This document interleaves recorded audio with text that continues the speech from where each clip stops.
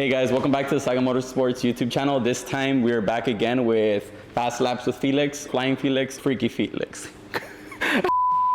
This time we are in, the lap we will be reviewing is in Anna, Texas. The track is called G2 Motorsports Park. I believe it's 22 turns, 3.1 miles. This time without the bus stop. So a little bit about G2. It's a really fun track. It's made by Lou. The owner has a ton of experience racing Corvettes. The guy is a great guy. He was there for our event with Chin Track Days. It was such a great time, such a great weekend. A few things I learned is this car has no runoff. So you have to approach this weekend driving the car a bit differently because there's literally zero room for error. You cannot push the braking zone too much because you literally will end up going off to the grass, and then most corners on the track out have grass guardrail. So you just have to approach this weekend a little differently than if you were going to Coda, where you're gonna try to push that braking zone by 10 meters or 20 meters. This time, you have to maybe push it 5-10 feet. And you take it from there. One thing we did learn after the weekend, or at least me, after post-track prep, is it's a really abrasive track just by looking at the tires. We took a few sets of new tires, and a lot of them had a lot of wear in them. There was no like rolling over on the edges, but it was just like the tire was like evenly shaven. Great little track.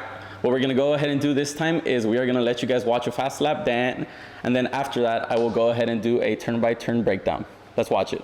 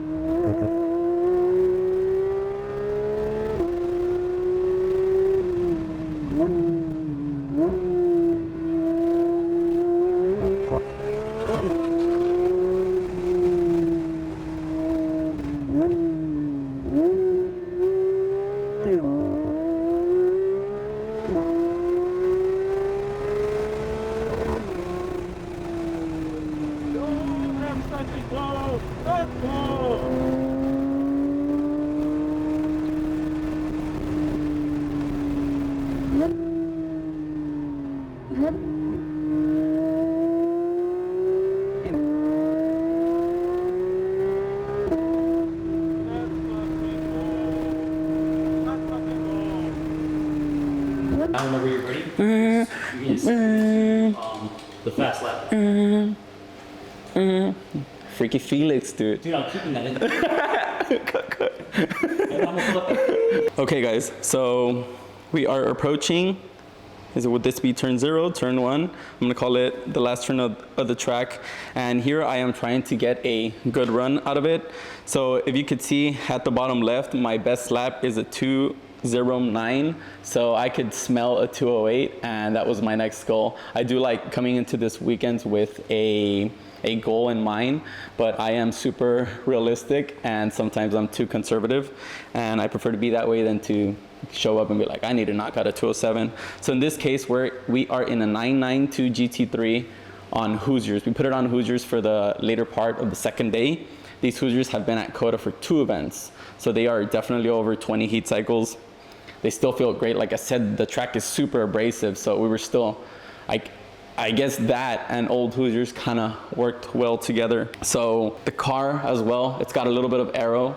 It's got a Dundon wing. It's got a decent split on the front. It's still stock suspension, catback exhaust, and a really aggressive alignment, which is the way I like it. If you guys have any additional questions about that, just leave them down below, and I will be sure to get those answered. So here we are. We're approaching the last corner, and like I said, I tried to get a good launch here. So this is a corner that you have to be really careful because there is a wall on the left hand side. There's a little apron that you may not want to use, but you'll see me using it. So here we are approaching turn 1. Turn 1, there are brake markers on the left, so it's relatively easy to get a brake point there. Those markers should stay there. And what I mean about that is sometimes people will start using cones as brake markers, and cones sometimes disappear. Someone hits them, someone goes off. On turn 1, the biggest focus here is you go to a good brake pedal because you're still going over 100 miles an hour. So you go to a good brake pedal. You want to make sure that release is super soft.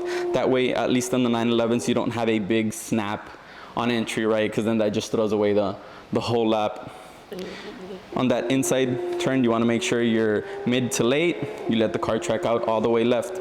Here, again, you have the markers on the left-hand side, and you can use those for braking and for turn-in. That next apex on the right, again, you want a late apex. Now, it's clear as day to everybody that a late apex is it's a safe apex, right? Because if you go in a little bit earlier, then you find yourself pinched on the exit. But in this case, you're coming up to a series of connected corners.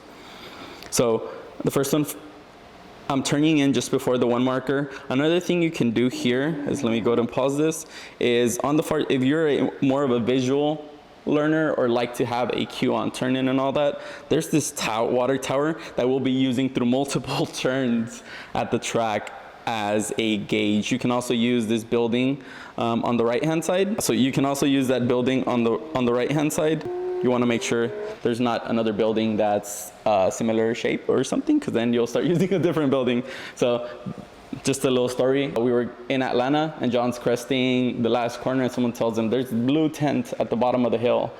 And guess what? John looks at the wrong tent as a marker and next thing you know, he's almost off. So use static points to turn in, things that are always going to be there. Like I said, don't do cones. If you have markers, use the markers.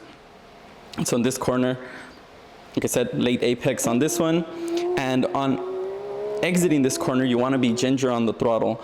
So these 2 corners, I want to carry enough speed to where I am able to use some of the track out on the right hand side here.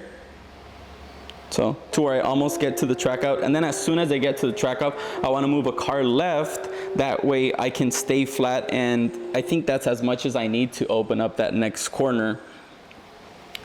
If I decide to go 2 cars width, I know that I won't have enough space on the left-hand side, and I will probably have to retreat on the throttle. So here, like I'm saying, is I'm rolling throttle. I'm back at 100, and at that point, I know I'm committed to rolling throttle. Let the car go left. Again, use the brake markers on the left, and you can also use those as turn-in markers. At this point, I was using that curbing on the left to help me turn in. So I was using that curbing right there. And my move here is going to be to enter on the brakes, grab a little bit of throttle out, so use a burst of throttle.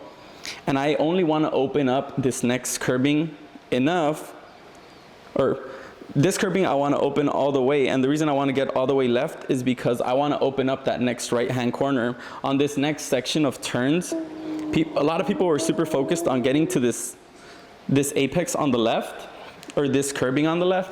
And for me, I just never saw myself getting there because I was prioritizing getting all the way right because the next corner is the left-hand corner. So that's why this curbing on the right, not this one, but this one has to be late. That way, you're all the way right to make the left. Say you go right to go left, right? Here, another thing that's super important on the 911s is once you go to throttle, so here we go throttle, we release, and the reason we release is to get that nose back in the car. So you're on throttle, the rear is hooked up, you release, weight does shift to the front to the point of where you don't have to brake. I think braking here would just cause a big unsettlement in the car that we definitely do not need. So I lift here, and then as soon as I roll throttle, I'm committed to rolling back throttle.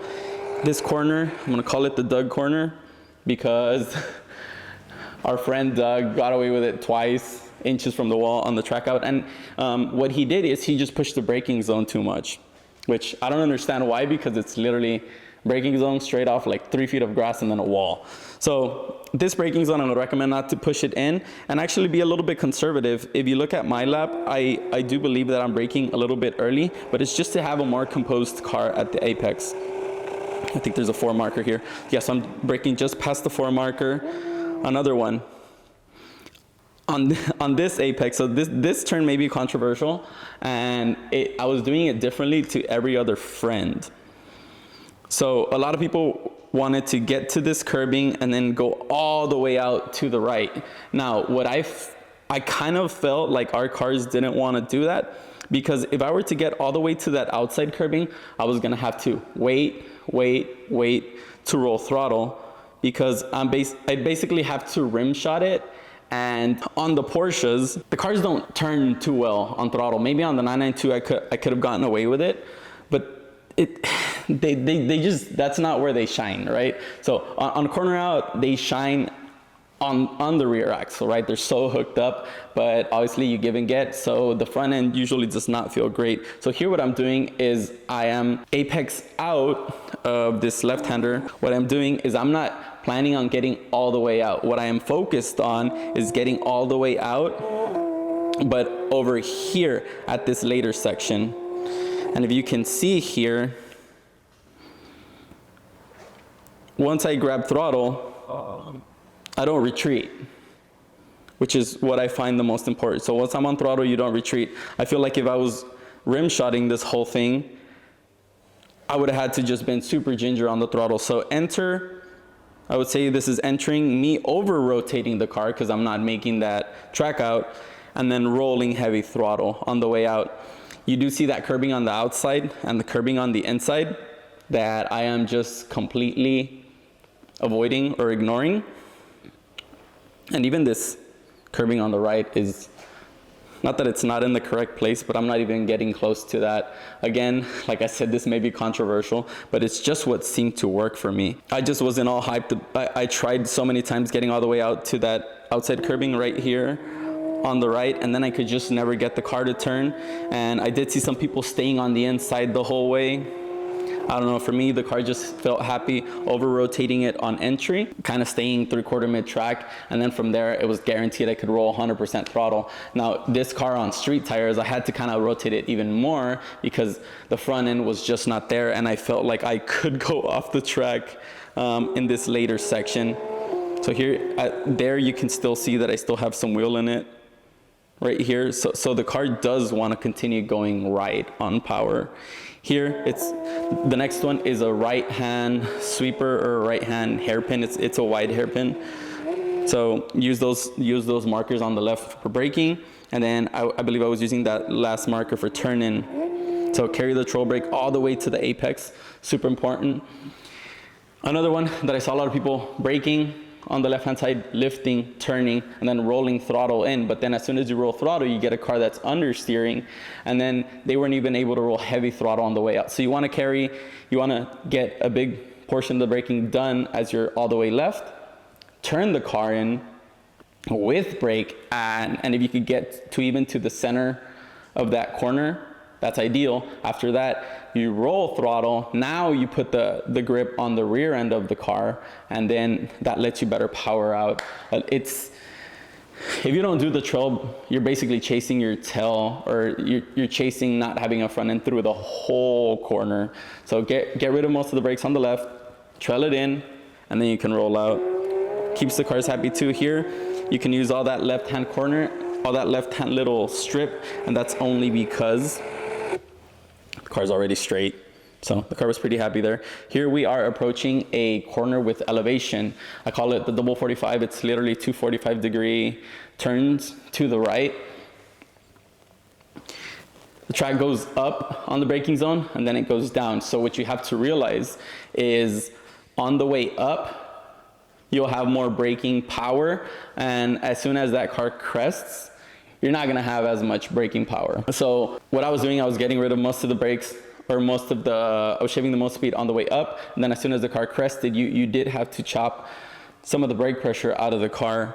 Another thing I wanna say about this car is the brake bar is correct. The percentage is wrong, but the bar is correct. So just something to consider. So we approach this corner. There's markers on the left. I think I was braking like at the 4.5, as you can see there. So clear example. I think that last day, that marker on the left, the 4, disappeared. So now I was using kind of just past the 5 as my braking marker. We are approaching this corner at 130 miles an hour. So it's not a corner you can afford to mess up. You give it a good brake. As you can see, I kind of chopped the brakes. Another one super important. You go to the brakes, easy release off the brake pedal to where you literally want to see like 5, 4, 3, 2, not 5, 4, 3, 2, 1, but 10%, 5%, 3%, 0. You want to come off that brake pedal super gingerly. That way the car doesn't have a snap on entry. Now, if you're in a car with even less grip, then you just have to be ginger on it. What I was doing on this double 45, I was displacing the first apex. Right here, you can see I'm about half a car. And the car just felt good there. Now, midway in between both of these corners, there's some undulation on the track, which kind of made me enter and then have like want to have a super neutral car going into that undulation. I didn't want the car to be on the ragged edge on the rear or the car be on the pushy side, because I felt like it was gonna do something I didn't want to. So when I go in here, turn the car in, as you could see, I have like a little brake, or like a personal brake, not a braking zone. I have a little pause where I just make sure like I see the car and the car is basically just settled. It's on all 4 tires, if that makes sense. So the car's just super neutral through there, and then I go to apply throttle. Again, once I start applying throttle, there's no retreating. So displace the first apex, and then you want to be all over that second apex and open the track as much as possible. Here you want to have enough wheel in it to where you're not going to go off to the left. And like I said on our short video, at this track and every other track, so try to set up the cars to where they're a little bit on the understeery side. When a car's understeery, it opens the door for you to like throw it in harder at the next corner, so then you start chasing your toe with an understeery car. A understeery car, especially like a slightly understeery car, I don't want to say like a super understeery car, a slightly understeery car here is what you want. You just want that rear end super settled over those bumps to where you're not going to have a twitch or an upset, and then you're able to confidently roll throttle on the way out. Imagine if you have a super uneasy rear end here, the car's just gonna feel all bonkers, and then whatever snap you have here or whatever mile an hour you lose there, you're gonna lose all the way through the next corner. So I always prefer a more stable rear, especially in a Porsche, and the way we get that with the stock suspension cars is by lowering the rear.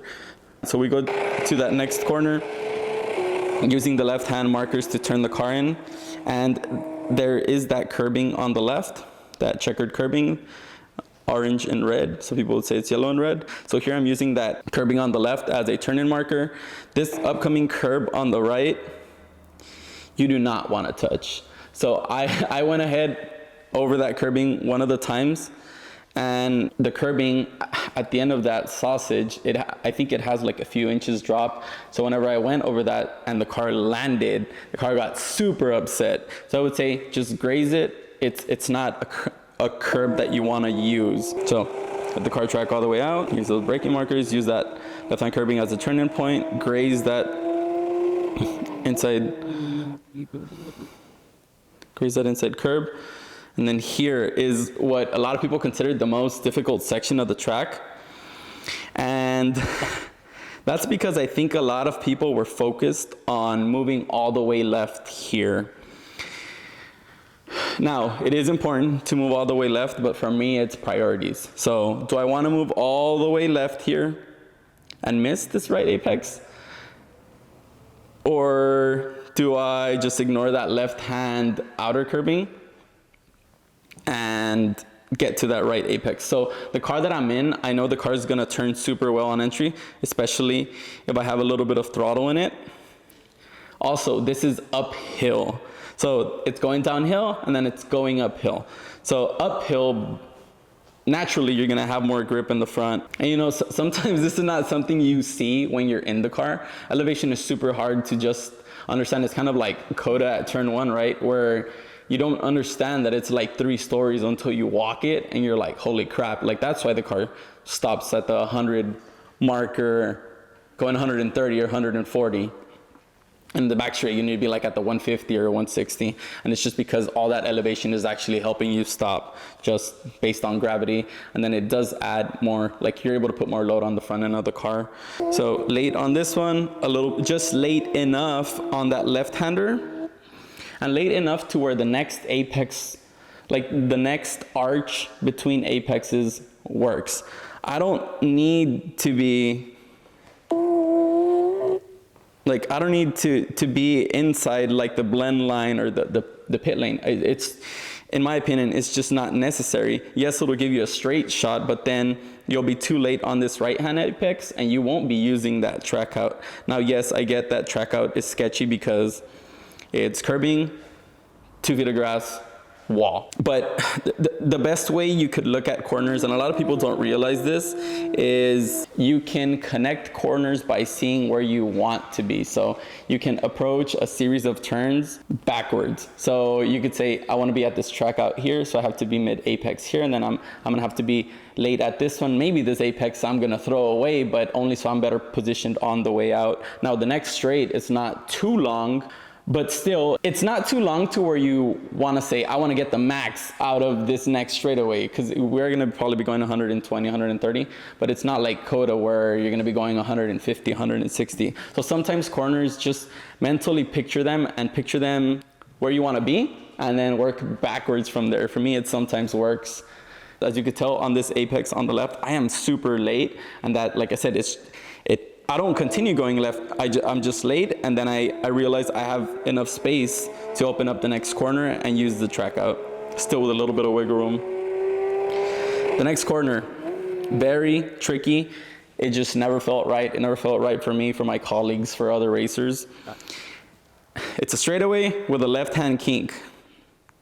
So you approach it, you're flat on the throttle, so we are approaching at what, 110, this is baby speed. So again, using the numbers on the right as a brake marker. I'm braking a little bit early, so you want to take some trail into it, just so you have a composed car. But this is one of those, like, if you don't feel like you're going off the end of the track and keep it on track, you did it wrong. It's kind of a very tricky one. So this is a mid to late apex. You definitely don't want to be early because you're definitely gonna go off the end. But I am using a mid to late. Again, it's just a part of the track that doesn't feel great. But in my case, I was actually looking at my delta, and I wasn't doing too terrible through there. So I'm like, okay, well, at least I didn't do worse through there. I hate not giving pointers or references, but this is one of those corners. It just does not feel great. Maybe if there was a bit more apron on the right after the current rumble or after that current checkered section, maybe we'd be more comfortable pushing a little bit more. And then if we put a wheel on that, then that's okay. But literally the problem there is if you carry a little bit too much entry speed, you're gonna put a wheel off on grass, and then that usually involves you keeping wheel in it. And then next thing you know, you're hooking it to the inside. Now, I don't think there's just more grass on the inside, so it'd be okay. But not something you wanna do. So we will just race through this corner, late apex, turn it in, roll throttle on the way out. And here, stay all the way left. Another corner that you see this water tower in the distance again, and it's a good reference. You kind of want to rim shot the initial portion of it, and you're looking for a super late apex on the left-hand side. There was a cone there. The cone's not there, so again, look for things that are going to stay as a permanent part of the track. So we're going to go back here. So stay wide And here it goes down and then it goes up. So you can lose grip on entry, but you're gonna gain some grip on exit, so you can apply power a little faster than you think. So we're still turning the car here with trail. So here we're still turning the car on trail. And then, then as soon as, or just before I'm at that apex, I actually start transitioning to throttle. And I roll throttle all the way up. Here, this is a super tricky section. A lot of people here would prefer to stay all the way left and do like a super late apex run up to the last corner.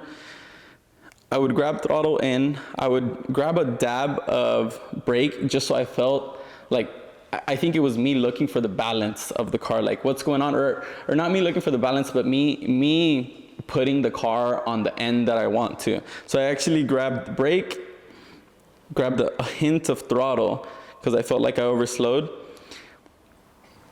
And then on this next right-hander, the last corner, should be turn 22.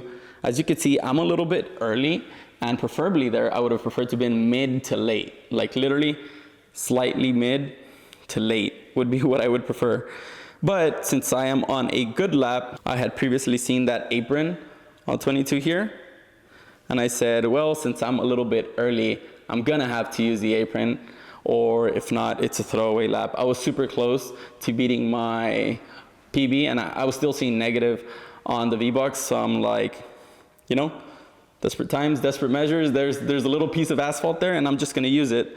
Not ideal, it's usable in a pinch like that. So we're gonna go back to this banked section, let the car track out. Here, feel the car how on one end it is. Keep the car left enough to where you're gonna open up the right.